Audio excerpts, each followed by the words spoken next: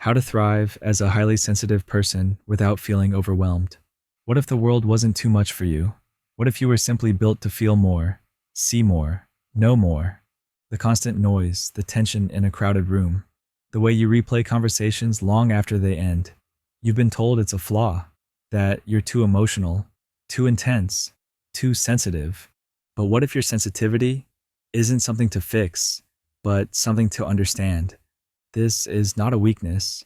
It's a different kind of power, but only when you learn how to hold it.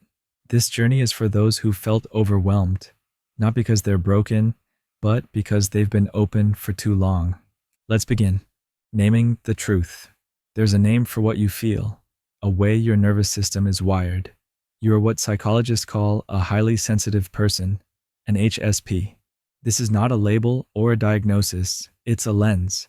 Roughly 15 to 20% of people are born with this trait. It means you process more, emotionally, physically, even spiritually. It means your system picks up on things others miss, subtle changes in tone, tension in a room, the flicker of emotion behind someone's smile. You feel it, you hold it, and often you carry it, whether it belongs to you or not.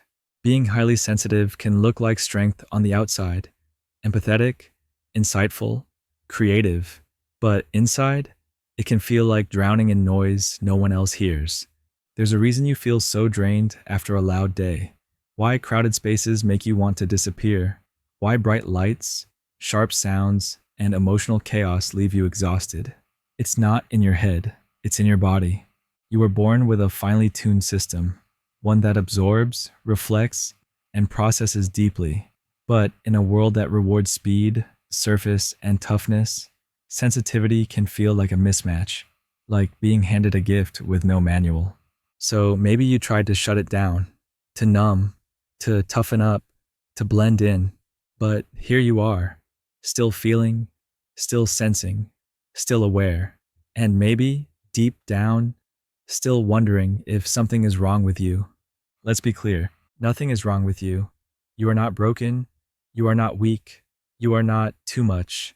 You are wired differently, and once you understand how, you can begin to live not in reaction to the world, but in relationship with it. This audio journey isn't about changing who you are.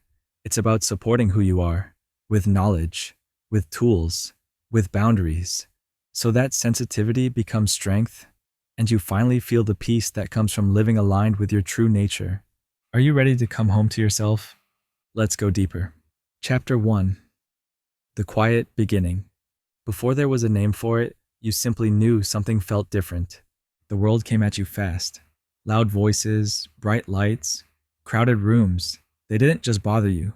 They unsettled you, like a wave you couldn't predict, or a storm you couldn't get away from. Even as a child, you picked up on things others missed. You noticed when someone was upset, even if they smiled. You heard the tension in a room long before anyone said a word. You felt the emotional weather change, and it changed you too. But at that age, you didn't understand what it meant to be sensitive. All you knew was that you often felt overwhelmed, and the world didn't seem to understand why.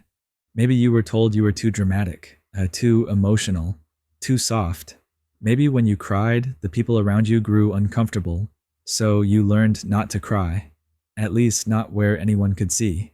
You learned to hold it in, to smile even when you felt shaken, to keep peace, even when it cost you your own. At first this felt like protection, but slowly it became something else. You began to question yourself. Why does this bother me so much? Why can't I let things go like everyone else seems to? Why do I feel everything so deeply? You started to believe the story the world handed you, that something was wrong with the way you felt, that your reactions were too much, that you had to change. So you tried. You tried to toughen up. You tried to be less reactive. You told yourself to stop being so sensitive, even though that sensitivity was woven into everything you were. You couldn't stop feeling. So instead, you started hiding it. You smiled when you were overwhelmed. You agreed to things you didn't want to do. You stayed quiet when something hurt, because somewhere along the way, you learned showing how you really feel isn't always safe. This is where the early shape of sensitivity begins to twist, not into something broken, but into something buried. And yet, it never fully disappears. It lives underneath, still listening, still noticing, still feeling, just waiting for permission to be what it's always been. Chapter 2. Surviving by Shrinking. As you got older, the sensitivity didn't go away, but your ability to hide it got stronger. You learned how to read a room before anyone spoke. You sensed people's moods almost instantly. If someone was upset, even slightly, your body felt it before your mind could make sense of it. You became a master of adjusting. If someone needed comfort, you offered it. If someone felt angry, you tried to calm them. If someone withdrew, you reached toward them. You may have been praised for being mature for your age, or for always being the easy one. You were the one who didn't cause problems, the one who was always there to help. But deep down, something was quietly eroding. You were giving so much energy to managing other people's emotions, you didn't have much left for your own. You knew how to take care of others, but when it came to your own needs, you weren't sure how to even name them. And the people around you, they didn't notice. Not because they were cruel, but because you made it look easy. You smiled. You listened. You showed up. You didn't ask for much. Maybe you even believed you didn't deserve much. This kind of pattern is common for highly sensitive people. We learn to survive by shrinking, by staying small enough not to bother anyone, by being agreeable, helpful, kind, even when we're exhausted. You may have found yourself saying yes when you wanted to say no, apologizing when you hadn't done anything wrong, laughing along even when something hurt. It became automatic. It became expected, but somewhere inside, you started to feel the cracks. You began to feel resentful, though you might not have called it that. You just knew you felt tired, irritable, on edge. You longed for quiet, for space, for someone to ask, "How are you, really?"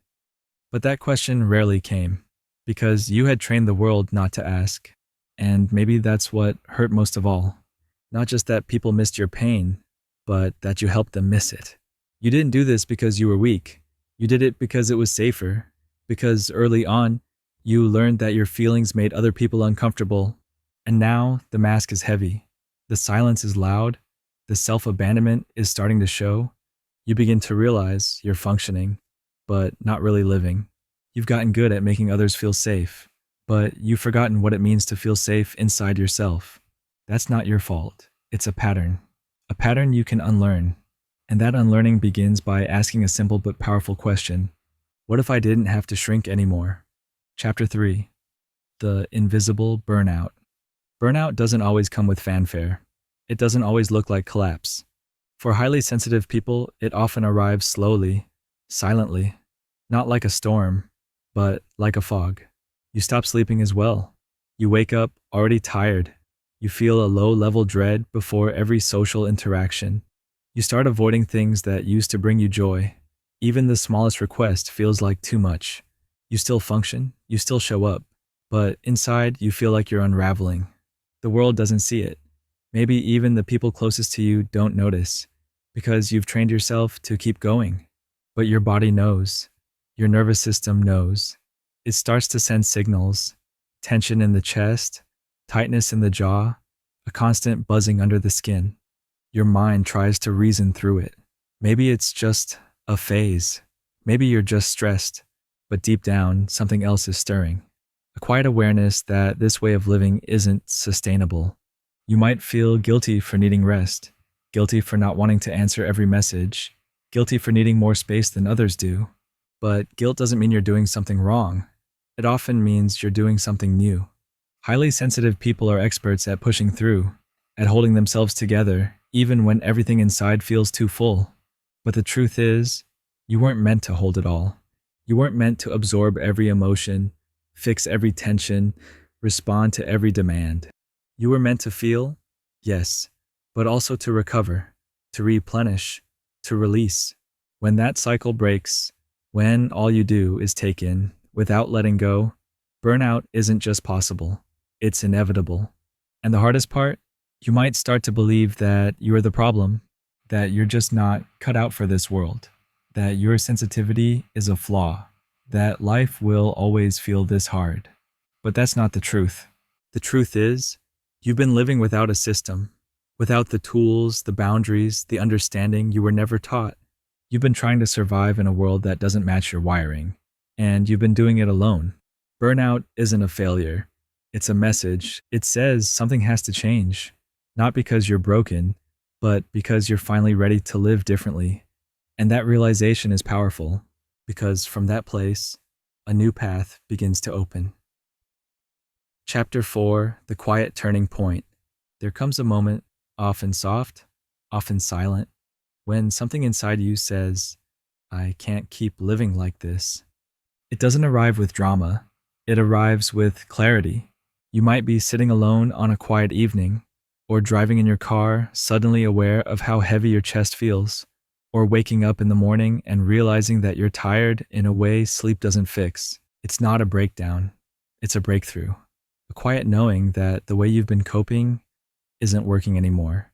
And for the highly sensitive person, this moment is sacred because it means something in you is no longer willing to abandon yourself. You're not looking to become someone else. You're not seeking to be less emotional, less affected, less you. You're just tired of carrying it all alone. Tired of trying to fit into systems that don't support you. Tired of explaining your needs only to feel misunderstood. Again, this is the moment your healing begins. Not because everything gets easier, but because you become more honest. You start noticing where you override yourself. You start questioning why you keep saying yes when you mean no. You start listening, maybe for the first time in years, to the quiet voice beneath the noise. And that voice doesn't yell. It doesn't shame. It simply whispers, there's a different way. You may not know what that way looks like yet. You may not have all the answers, but you know the cost of staying where you are. And that's enough. This moment is not about changing your whole life overnight. It's about returning to yourself, piece by piece, breath by breath. You start to ask better questions. What actually calms me? What kind of space do I need? Where does my energy go? And what do I get in return? You stop pushing yourself to fit and start learning how to belong, first to yourself. You begin to imagine something radical, that maybe your sensitivity was never the enemy. Maybe it's the compass. Maybe it's not a problem to fix, but a gift to protect.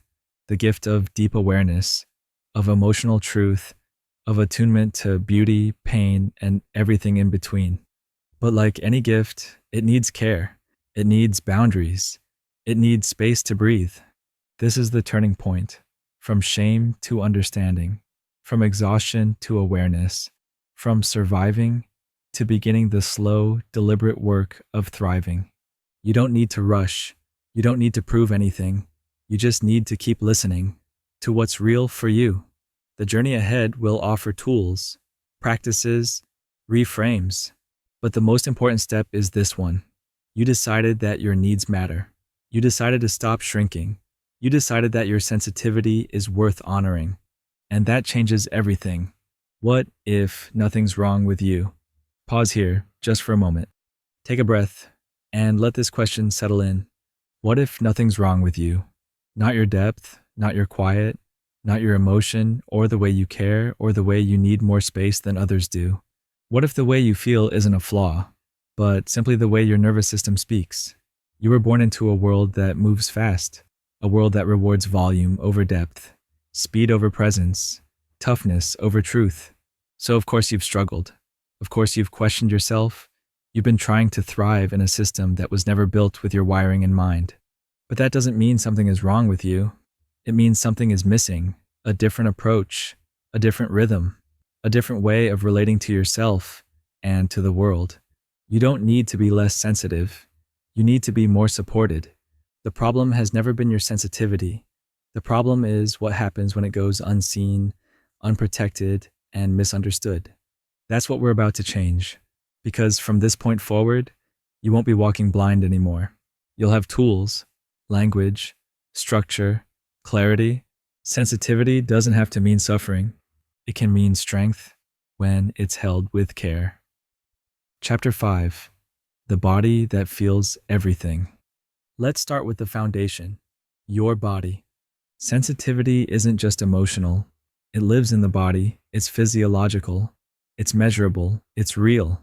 Highly sensitive people have a nervous system that processes information more deeply than the average person.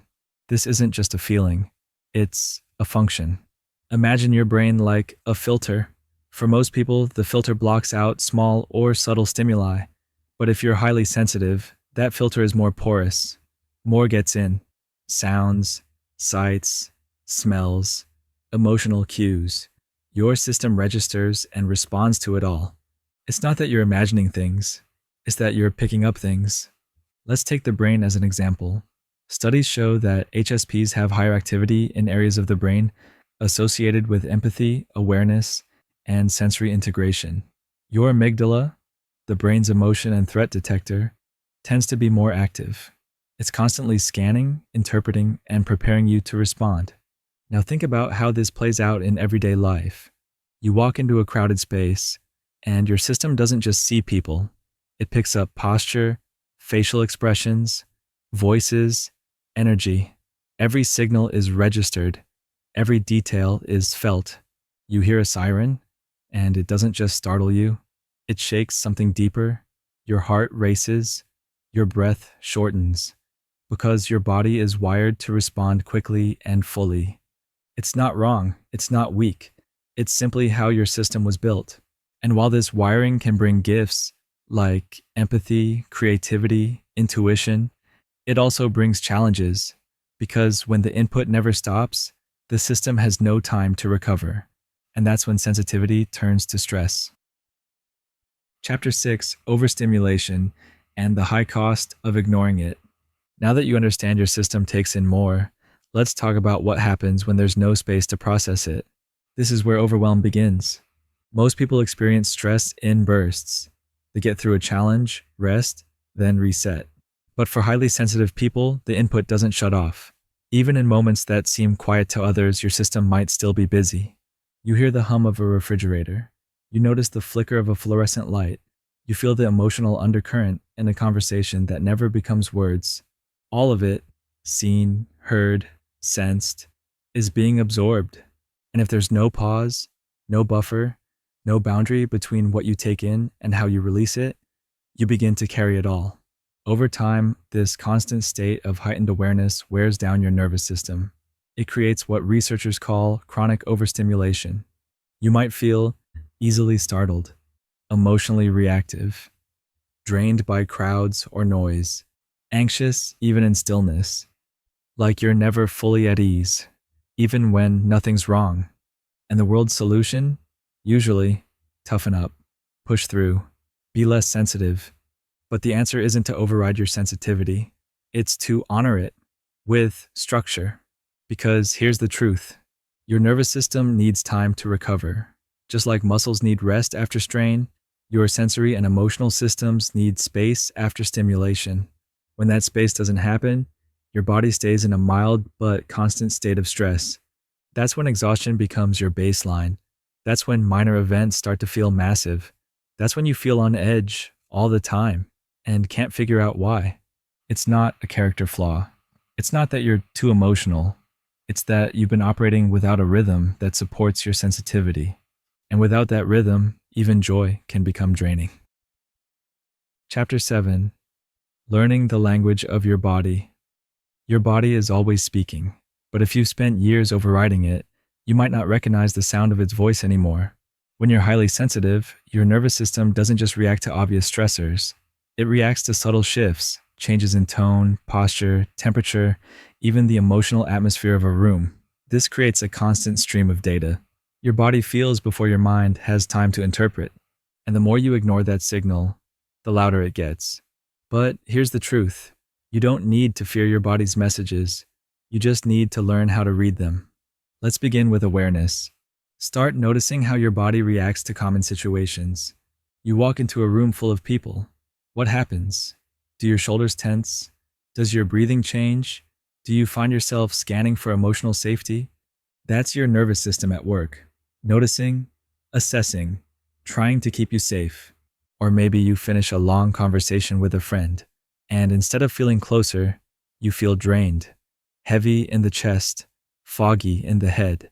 That's your body's way of saying, this was too much. I took on something that isn't mine. This is the language of the body. It doesn't always speak in words. It speaks in sensations. Tightness in your neck, butterflies in your stomach, a racing pulse, a sudden urge to leave the room, or the opposite, a deep exhale, warmth in the chest, a subtle smile when something feels right. Start small. Name what you feel, not just emotionally, but physically. I feel tension in my jaw. My chest feels tight when I open this email. My body feels calm when I'm near that person. You're not labeling these sensations as good or bad. You're simply practicing presence. Presence is the doorway to regulation. Because once you can feel something, you can respond to it. Most highly sensitive people live in their heads, always analyzing, anticipating, managing. But healing doesn't begin in the mind. It begins in the body. And to heal, you need to bring the body back into safety. This is where the concept of regulation comes in. Regulation is your ability to shift from overwhelm back into calm, not by force, but by care. It's the opposite of ignoring. It's the opposite of pushing through. It's about listening and offering your body what it needs. Sometimes that means stepping outside and taking 10 deep breaths. Sometimes it means placing a hand on your heart and saying, "I'm here." Sometimes it means canceling a plan without guilt, not because you're unreliable, but because you're protecting your energy. These aren't luxuries, they're lifelines. Each time you respond with presence instead of pressure, you teach your nervous system something new, that it's safe to feel, that it's safe to pause, that you're not alone inside your own experience.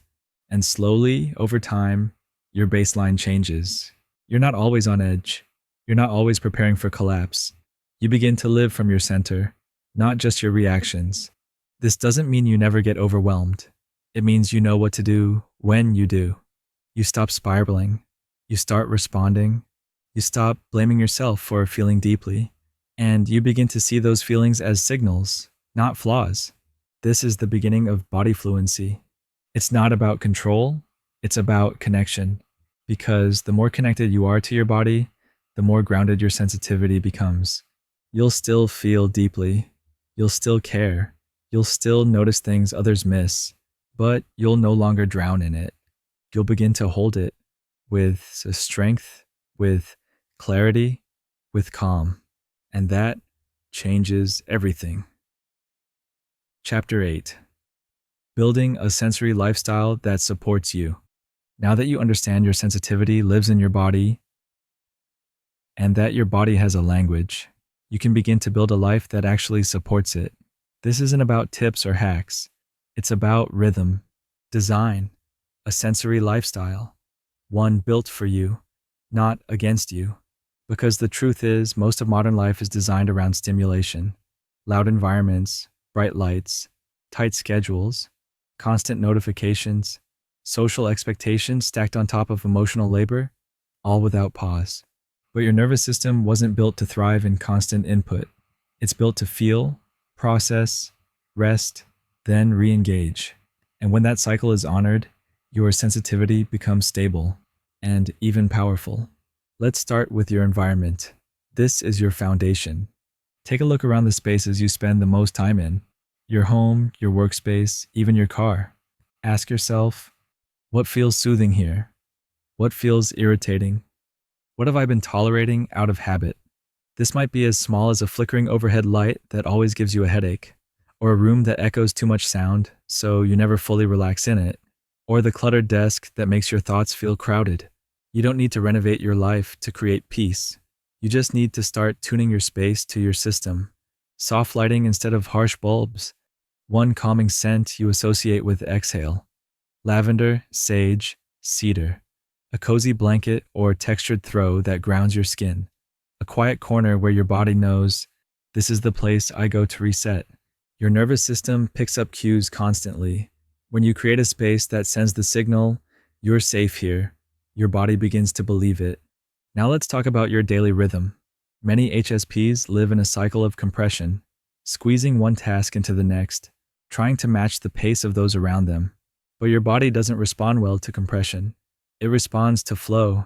So ask yourself, Where's there space in your day, even 10 minutes, for decompression? Not scrolling, not solving, but simply being. Maybe it's the first 10 minutes after you wake up.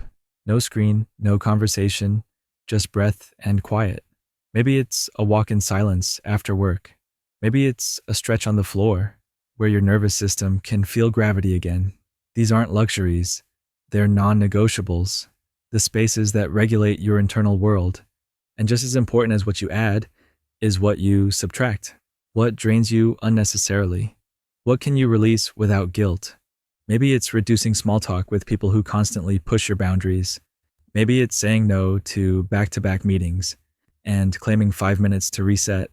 Maybe it's closing the tabs, turning off the music, letting yourself breathe in stillness. Not because something's wrong, but because everything's been too loud. This is how a sensory lifestyle works. Not in grand changes, but in conscious alignment. You build it with intention, one layer at a time. Now look at your social world. This is often the most overlooked part of sensory well-being, but it's also the most impactful. Ask yourself, who in my life nourishes me, even in silence? Who do I leave feeling more exhausted than when I arrived? Where am I absorbing when I need to be expressing? Your nervous system doesn't just respond to noise and light. It responds to people, to tone, to presence, to emotional temperature. Protecting your energy socially doesn't make you distant or rude. It makes you sustainable. It might mean spending less time with people who bring chaos. It might mean ending a conversation when your body says, enough. It might mean letting go of the guilt of not being available to everyone all the time. You're not a reservoir for everyone else's emotions. You're not a sponge meant to soak up what others won't deal with. You're allowed to create space. You're allowed to hold peace for yourself. And finally, come back to this simple question, day by day. What would support me right now? Not what would please others, not what would look good from the outside, but what would support me in this moment, with this body, with this energy. Because when you begin to live this way, not by pressure, but by presence, you discover something powerful. You don't need to escape the world. You just need to live in rhythm with who you really are. And when you do, everything softens, everything opens, and your sensitivity becomes a source of strength, not struggle. You don't need to shrink, you need space. Pause here, take one deep breath in, and let it out slowly, not to calm yourself, but to return to yourself. Because here's something the world rarely says to you. You don't need to shrink, you don't need to toughen up, you don't need to get used to noise, chaos, or emotional overload just because others can handle it. You're not too sensitive. You're just living in a system that doesn't recognize your needs. And for a long time, you tried to adapt to that system by bending, hiding, silencing, and pushing through. But survival is not the same as alignment, and burnout is not a lifestyle. What you need is not to become less. What you need is space. Space to breathe, space to feel, space to move at your own rhythm without shame. That's not selfish, it's wise, it's sustainable, it's yours to claim. Because when you give yourself that space, consistently, not just in emergencies, your body softens, your mind clears, your spirit returns. You don't disappear when you stop absorbing everything, you reappear. And the world needs more people who feel deeply without losing themselves in the process. Chapter 9, Boundaries for the Soul, the Inner Shield. When you hear the word boundaries, what comes up? For many highly sensitive people, boundaries feel uncomfortable, maybe even wrong, because deep down, you want to be open, available, kind. You want to help, to care, to show up fully, and you've been taught that boundaries are the opposite of that. You've been told that boundaries push people away, that they're selfish, that they make you cold or closed off. But here's the truth. Boundaries are not walls. They're not punishments. They're not rejection. They are clarity. They are care. They are the structure that protects your energy, so you can actually stay open without breaking down. Think of boundaries like a window screen. You still let in light. You still breathe. But you stop the insects from flying in. You stop what doesn't belong from invading your space. When you don't have boundaries, your system stays on alert. You're constantly reading other people's needs. You're constantly adapting. You're constantly managing emotions that don't even belong to you. And that might feel noble until it burns you out. You weren't meant to hold everything. You were meant to know what's yours to hold and what isn't. But if you never learned how to set boundaries, you probably learned how to absorb instead. That means saying yes when you're already exhausted, listening to people vent even when it drains you, holding silence when something hurts, just to keep the peace, taking responsibility for how other people feel. And after a while, your body begins to revolt, not because you're doing something wrong, but because you're doing too much. So let's reframe this now. Boundaries are not something you put between you and the people you love. They're something you build within yourself, so you can stay present without disappearing. A boundary says, I want to stay connected, but I can't do that if I'm constantly leaking energy. I want to support you, but not at the cost of abandoning myself. I want to show up, but only in a way that allows me to stay whole. And if that feels unfamiliar, even unnatural, you're not alone. Highly sensitive people often confuse connection with fusion. You feel what others feel, so it can feel cruel to step back. It can feel unkind to say no. It can feel harsh to walk away when someone needs you. But the longer you deny your limits, the more disconnected you become, not just from others, but from yourself. So here's the shift. Boundaries are not about shutting out love. They're about building the conditions where love, real, healthy, sustainable love, can actually exist. Because when you protect your energy, you protect your ability to stay present, to be kind without resentment, to care without collapse. That's the real gift. And it begins with one question. Where am I giving too much, too often, without being replenished? Chapter 10. Energetic Boundaries and How to Feel What's Yours. Boundaries aren't just about time or behavior.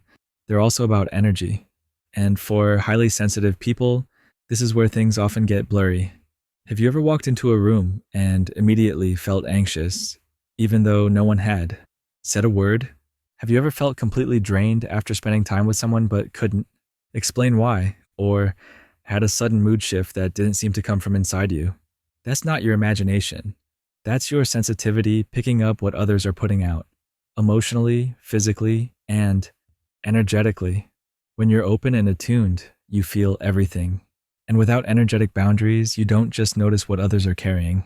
You start carrying it yourself. This can be subtle.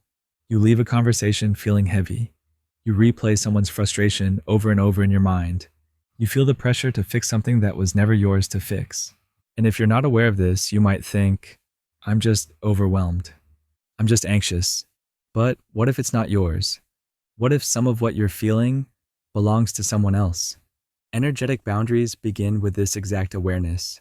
What's mine and what isn't? Take a moment to sit with that question. When you feel a wave of emotion, pause. Instead of reacting to it, ask yourself, did this come from something I experienced directly? Or did I absorb this by being near someone else's pain, fear, or chaos? It's okay if you don't always know. The goal isn't perfection, it's pattern recognition. Because the more you ask this question, the more fluent you become in the language of your energy. You begin to notice who leaves you feeling centered and who leaves you feeling foggy, which spaces restore you and which spaces strip your presence away. When a feeling is yours to process and when it's just passing through. And once you notice, you can begin to choose. Energetic boundaries are about choice. They're not about blocking the world out. They're about deciding what comes in and what stays out. Let's look at a few ways to protect your energetic space. 1. Close your day consciously. Before bed, take a moment to return to yourself. You can say quietly, or even just think, what's not mine, I release. What is mine, I keep with care. This small phrase, repeated with intention, begins to rewire your energy field. 2. Use your breath as a boundary. When you feel overwhelmed in a conversation, take a slow inhale and exhale through the nose. Let the exhale extend longer than the inhale. This simple shift signals your nervous system. I'm safe. I can stay with myself. 3. Ground into your body. Place a hand on your chest or your stomach. Feel your weight in the chair or your feet on the floor. Say inwardly, "This is me. I am here." Touch brings you back to your own presence. 4. Visualize a boundary. For some, visual imagery helps. You might imagine a soft light surrounding you, like a quiet shield. It doesn't harden you. It just filters what enters. Only what nourishes gets through. 5. Speak it when needed. Energetic boundaries also show up in your voice. You might say, "I care about you, but I can't hold this right now." Or, "Let's pause here. I need a moment to come back to center." Simple phrases, clear intention. The world may not be used to this, but your body will thank you. And over time, as you build this practice, something changes. You're no longer pulled into every emotional current. You can sit with someone's pain without drowning in it. You can stay open without leaking energy. That's the power of energetic boundaries. It's not about disconnection, it's about discernment. You still care, you still feel, but now you choose what you carry. And that choice, it brings you back to yourself every time. Chapter 11. Scripts for saying no. Without guilt. One of the hardest things for highly sensitive people to do is say number. Not because they don't want to, not because they don't need to, but because they carry an almost instinctive desire to avoid disappointing others. Saying no can feel like rejection, like you're letting someone down, like you're abandoning your role as the dependable one, the supportive one, the strong one. And because of that, you say yes dash, even when your body says no. You say yes dash, even when you feel overwhelmed, exhausted, depleted. You override your internal signals to avoid external tension. But here's what that costs you: your time, your energy, your emotional peace, and sometimes your self-respect. Because each time you betray your own boundary to protect someone else's comfort, you lose a little more connection to yourself. And it doesn't have to be that way. You can say no without guilt, without coldness, without conflict, with compassion and clarity and grace. It starts with understanding this. No is not a rejection of the other person. It's a recognition of your own limit. It's not an attack. It's a truth, and it can be delivered with warmth, kindness, and care. Let's explore some gentle, real-life scripts. You don't have to use them word for word. Let them inspire your own voice. When someone asks you to make plans and you're too tired, "I'd love to see you, but I'm needing a quiet night to recharge. Let's find another time soon." "I've had a full week and I'm low on energy. I'm going to pass this time, but I hope you have a great time." Notice you're not apologizing for your need. You're honoring it. When someone wants emotional support, but you're already overwhelmed, "I really want to be there for you, and I can listen for a few minutes, but I might not have the energy to go deep tonight. This sounds important, and I want to give it my full attention. Can we talk tomorrow when I can be more present?" You're not abandoning them. You're choosing presence over performance. When someone's energy is too intense or the topic is triggering, "I care about you, and I also need to protect my own peace right now. Can we shift the topic? I want to keep talking, but I'm feeling a bit overwhelmed. Would you mind if we paused here?" Boundaries don't have to be dramatic. They can be small, soft moments of honesty. When you simply don't want to say yes, and that's enough. "Thanks for thinking of me, but I'm going to pass on that. That doesn't feel like a good fit for me right now." That's it. No explanation required. No story to justify your limit. You don't need to earn your rest. You don't need to convince anyone that your peace matters. You just need to claim it. Now here's something to expect and prepare for. When you begin setting boundaries, some people may resist. Not because you're doing something wrong, but because they were used to you saying yes. This is part of the recalibration. You are training the world how to treat you. Not by force, but by consistency.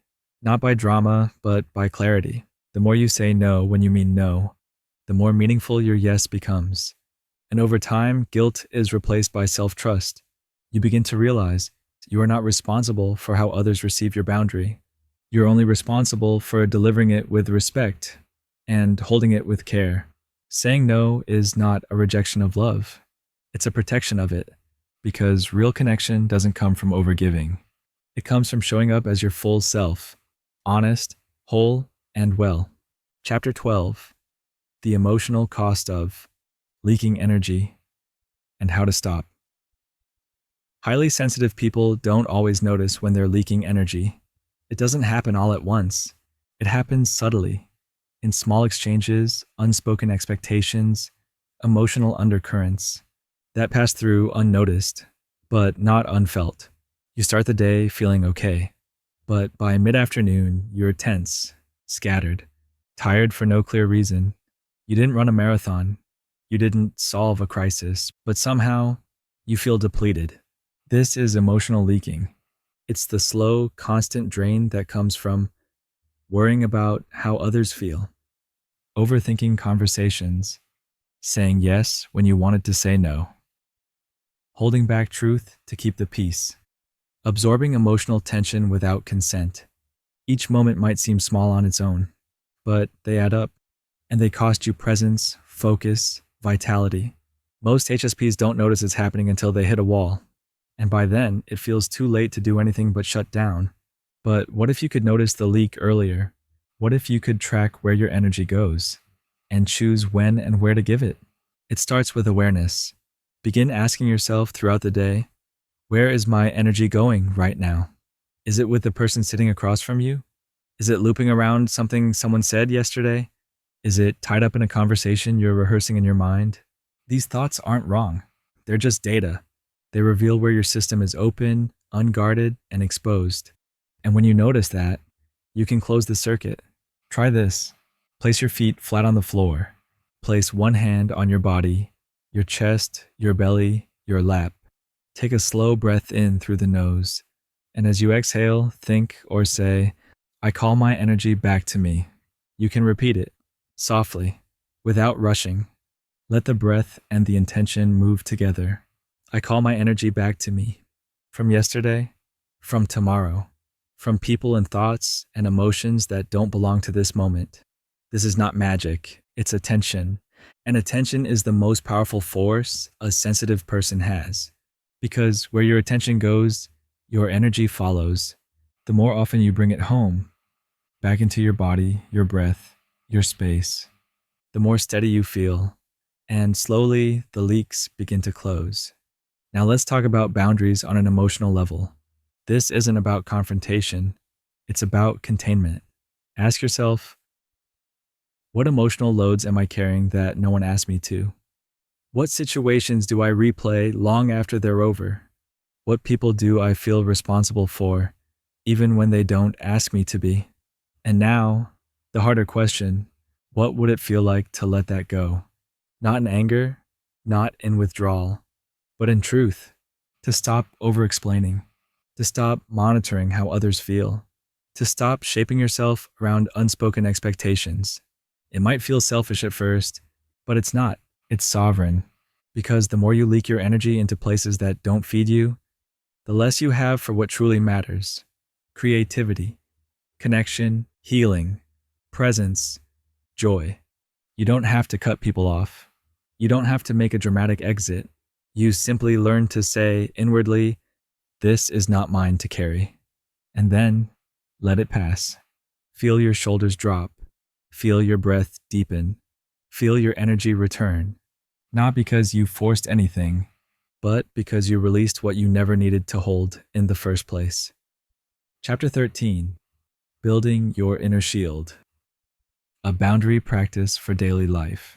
Boundaries are not just something you set once and walk away from. For highly sensitive people, they are a daily practice, a gentle, ongoing relationship with your energy, your space, your needs. You won't always get it perfect. You'll have days where you give too much, where you say yes when you wanted to say no, where you feel the leak but don't have the strength to stop it. That's okay. Boundaries aren't about perfection. They're about returning to yourself, to your signals, to your power. That's what this practice is for. A way to start each day not in reaction, but in relationship with yourself, with your sensitivity, with your capacity. You can do this in the morning, before you begin your day, or in the evening when you're coming back home to yourself. It begins with a pause. Find a quiet space, sit, stand, or lie down, whatever feels most grounded for you. Let your breath settle. Let your awareness move inward. Now ask yourself softly, where is my energy today? Don't rush to answer. Feel it. Do you feel scattered, present, tense, spacious, foggy, full? You're not trying to fix anything. Just observe. This is your starting point. Next, place one hand on your chest or over your belly.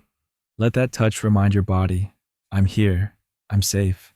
Now imagine drawing a soft, clear line around yourself. Not a wall, not a cage, a boundary, a shield. It can be light, color, breath, something living, like a tree or a gentle glow. Whatever feels real to you, this is your energetic space, and only what is loving, clear, or needed is allowed inside. Now repeat these phrases quietly, out loud or in your mind. I am allowed to protect my peace. I choose what enters my space. I do not carry what is not mine. I do not owe access to anyone who drains me. Boundaries are not distance. They are devotion to my well-being. Take a breath between each line. Let each one land. If you'd like, place your second hand over your first. Anchor the intention. Let your body remember that this boundary is not rejection. It's protection. It's how you stay open without breaking apart. Now choose one small boundary you'll hold today. Just one.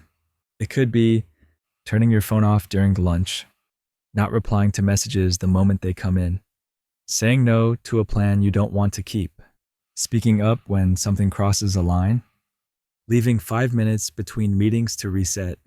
You don't need to change your life overnight. You just need to honor yourself in small ways, consistently. Because here's what's true. Every time you hold a boundary dash, you send a message to your nervous system. You're safe now. Every time you say no when you mean no, you come back into alignment. Every time you pause before giving away your energy, you reclaim something sacred. And slowly, your baseline changes. You become more grounded, less reactive, more resilient, not because you've hardened, but because you've finally stopped leaking.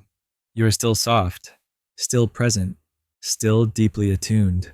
But now, you're also protected. Not in fear, but in love, in truth, in trust of your own body, your own rhythm, your own right to space.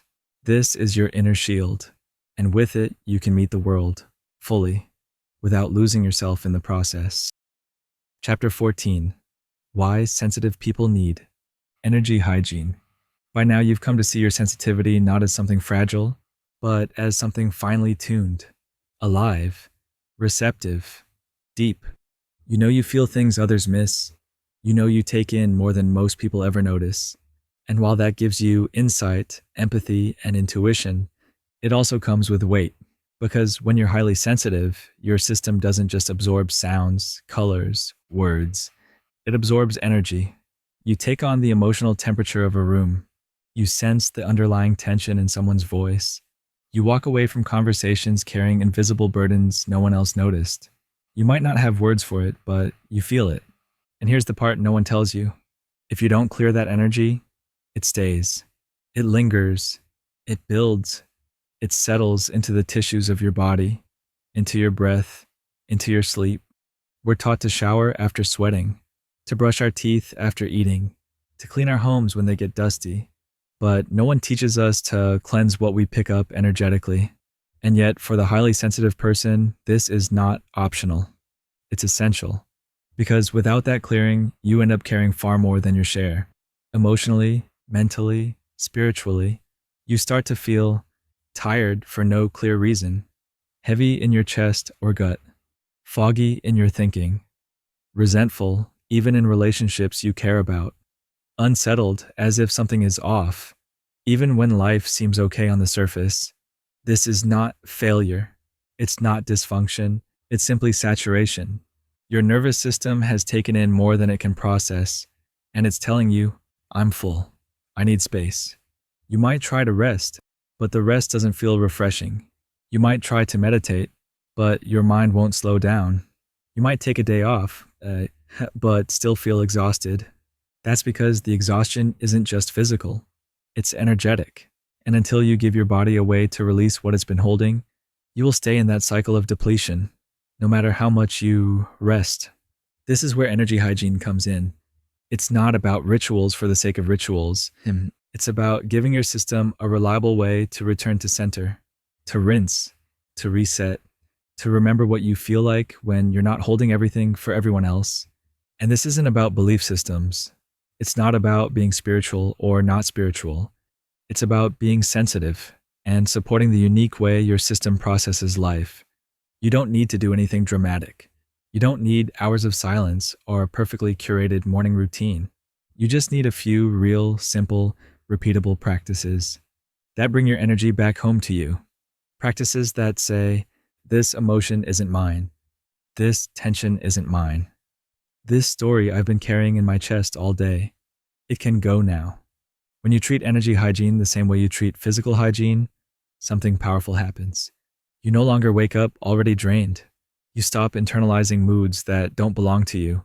You move through your day with less reactivity and more clarity. You recover from emotional impact faster. And most of all, you return to yourself more often. Because that's what energy hygiene really is. It's a homecoming, not to who others expect you to be, not to what the world demands, but to your own inner space, clean, clear, grounded.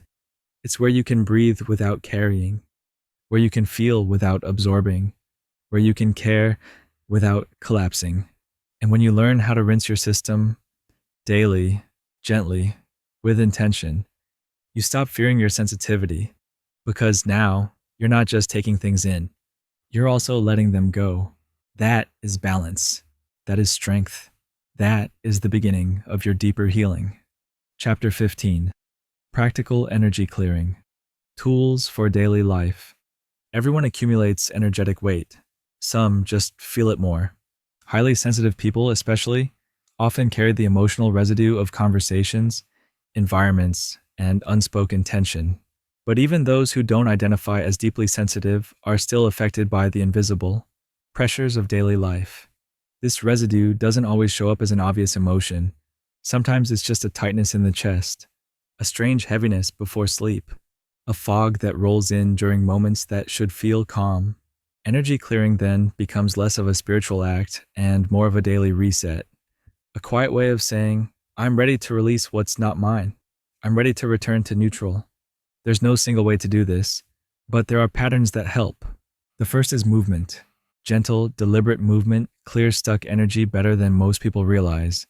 A slow walk without a destination. Stretching in silence. Rocking the body side to side in a chair, like a rhythmic grounding. Even shaking out the arms or legs can release what's been held too long. There's a reason animals in the wild shake after stress. The body resets itself through motion. Humans forget this. Another powerful tool is breath. Not fancy techniques or forced rhythms, but intentional, conscious breathing. Inhale slowly through the nose. Pause. Exhale through the mouth, longer than the inhale. This downregulates the nervous system. It tells the body, we're safe now. You can let go. Some find it helpful to pair the breath with language. Not affirmations exactly. More like quiet permissions. This moment is enough. What doesn't belong to me, I release. I choose to return to center. Even if spoken silently, words anchor the mind while the body softens. Water is another clearing ally. A warm shower at the end of the day can be more than hygiene. It can be symbolic. Letting water touch the skin while imagining the weight rinsing off. It doesn't need to be mystical, just intentional. Some create a short evening ritual. Lights dimmed, a favorite scent nearby, water over the skin, a final exhale. Not complicated, but clear. For those who spend time with emotionally intense people, clients, family, students, visualization can help separate self from other. It's not about fantasy, it's about energetic boundaries. A common practice, after a draining interaction, close the eyes and imagine a soft light or color surrounding the body. Something calm, soft blue, golden white, warm gray. With each breath, the light expands slightly, not as armor, but as spaciousness. Inside that space, there's permission to be unaffected. Another technique many sensitive individuals use: journaling, not for insight, but for release. Not every journal entry has to solve something. Sometimes it's enough to write, "That conversation felt heavy. I'm holding too many thoughts. This doesn't belong to me." Once written, the energy has somewhere to go. It's no longer swirling in the system. It's on the page. Still others find clearing through sound, not music to match the mood, but sound to reset it. A singing bowl, a chime, or even simply humming. The vibration through the throat and chest loosens what words cannot. Humming activates the vagus nerve, which signals calm to the whole body. It doesn't need to be pretty, just consistent. These are small daily ways to let go of what doesn't need to stay. Because when energy stays stuck, it piles up. But when there's a rhythm of release, space opens again. There's no single method, no strict ritual, only what works, gently, repeatably, quietly. And that's what energy hygiene is. Not a performance, not a practice of control, but of care. It says, I trust that my system knows how to heal, and I'm creating the space for it to do. So, no pressure, just permission. To move, to breathe, to write, to hum, to rinse, to let go, and begin again. This is the end of part 1. Stay tuned for part 2.